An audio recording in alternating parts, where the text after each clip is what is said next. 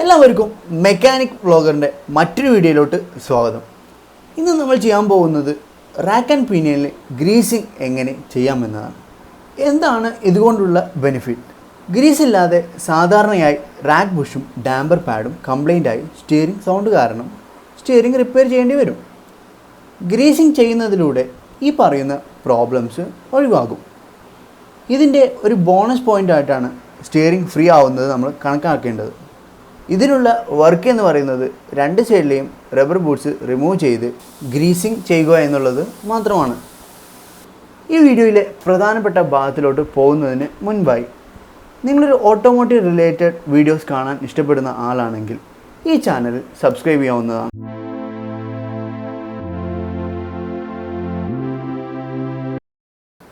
ഈ കാണുന്ന rubber boots remove ചെയ്യുന്നതിനായി ഇതിൻ്റെ രണ്ട് സൈഡിലായിട്ട് വരുന്ന ക്ലിപ്സ് അൺഡു ചെയ്യാം.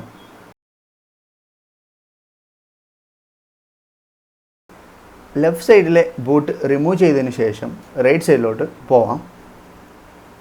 സ്റ്റിയറിംഗ് ലെഫ്റ്റിലോട്ട് റൊട്ടേറ്റ് ചെയ്തതിന് ശേഷം ഇവിടെ നിന്ന് ക്ലീൻ ചെയ്ത് കൊടുക്കാം.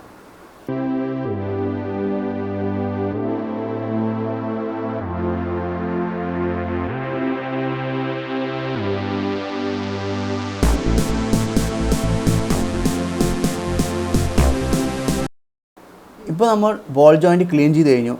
ഇനി റാക്കും കൂടെ ക്ലീൻ ചെയ്യാം. അപ്പോൾ നമ്മൾ ബോൾ ജോയിൻറ്റും അതുപോലെ തന്നെ റാക്കും ക്ലീൻ ചെയ്തിട്ടുണ്ട്. ഇനി ബോൾ ജോയിൻറ്റ് ഗ്രീസ് ചെയ്യാം. അതിനുശേഷം റാക്കിലും കൂടെ ചെയ്ത് കൊടുക്കാം.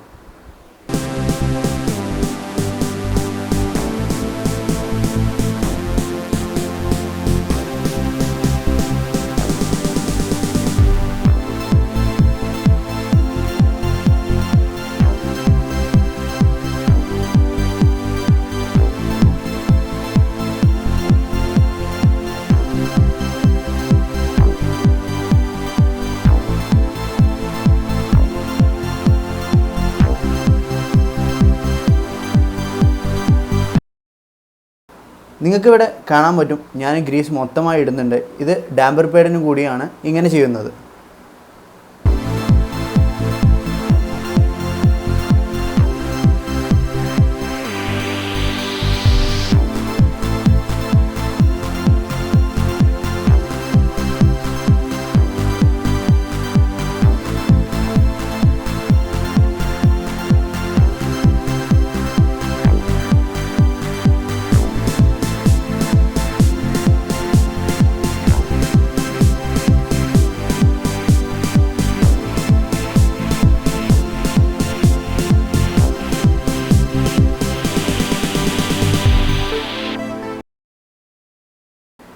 ഇനി സ്റ്റിയറിംഗ് റൈറ്റിലോട്ട് റൊട്ടേറ്റ് ചെയ്തതിന് ശേഷം റാക്ക് ബുഷിന് ഗ്രീസിങ് ചെയ്യാം.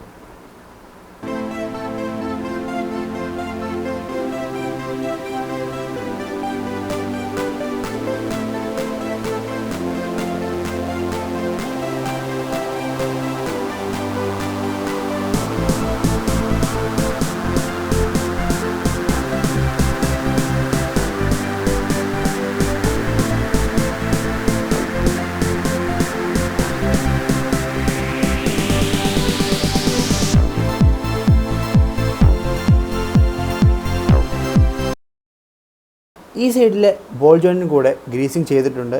ഇനി ബൂട്ട് ഇൻസേർട്ട് ചെയ്യാം.